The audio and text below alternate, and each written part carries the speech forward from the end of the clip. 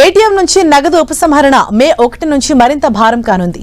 Interchange fee పెంచుకునేందుకు RBI అనుమతించడంతో ఛార్జీలు పెరగనున్నాయి.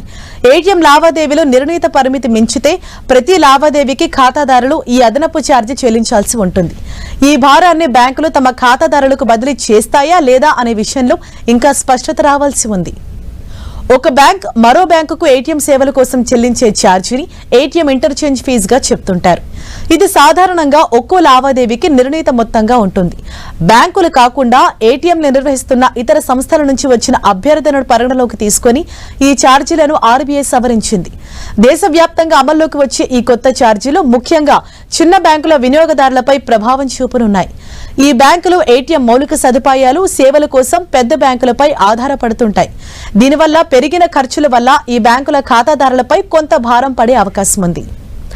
మే 1 నుంచి ఉచిత పరిమితిని దాటిన ప్రతి ఆర్థిక లావాదేవీపై వినియోగదారులు ఇప్పుడు చెల్లిస్తున్న రుసుముకు అదనంగా ₹2 చెల్లించాల్సి వస్తుంది. బ్యాలెన్స్ విచారణ వంటి వాటికి అదనంగా రూపాయి వసూలు చేయనున్నారు. దీంతో ఏటీఎం నుంచి పరిమిత సంఖ్యకు మించి నగదు తీసుకున్నప్పుడు ఒక్కో లావాదేవీకి ₹19 చెల్లించాల్సి వస్తుంది. ఖాతాలో నగదు ఎంతుందో తెలుసుకునేందుకు ఇకపై ₹7గా వసూలు చేసే అవకాశం ఉంది. ప్రస్తుతం ఒక బ్యాంక్ ఖాతాదారుడు మరో బ్యాంక్ ఏటీఎం నుంచి మెట్రో ప్రాంతాల్లో 5 లావాదేవీలు, ఇతర ప్రాంతాల్లో 3 లావాదేవీలు ఉచితంగా చేసుకోవచ్చు. ఒకప్పుడు బ్యాంకింగ్ సేవల్లో విప్లవాత్మకంగా భావించిన ఏటీఎంలు ఇప్పుడు డిజిటల్ చెల్లింపుల పెరుగుదలతో సవాళ్లను ఎదుర్కొంటున్నాయి. ఆన్లైన్ వ్యాలెట్లు, యూపీఐ లావాదేవీలు పెరగడంతో ఏటీఎంల నుంచి నగదు ఉపసంహరణ గణనీయంగా తగ్గింది.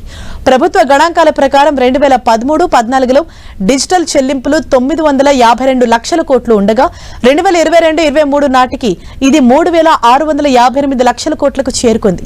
తాజా ఫీజు పెంపు నేపథ్యంలో ఇప్పటికీ నగదు లావాదేవీలపై ఆధారపడే వినియోగదారులపై భారం పడే అవకాశం ఉంది.